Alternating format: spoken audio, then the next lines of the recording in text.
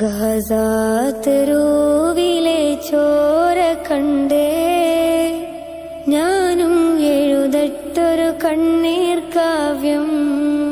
പിഞ്ചോമന മക്കളെ ചോരക്കായി ദാഹിച്ചലയുന്ന ചെന്നായ്ക്കൂട്ടം.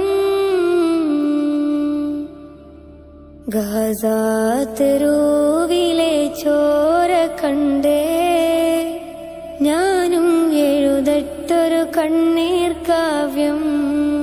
പിഞ്ചോമന മക്കളെ ചോരക്കായി ദാഹിച്ചലയുന്ന ചെന്നായ്ക്കൂട്ടം.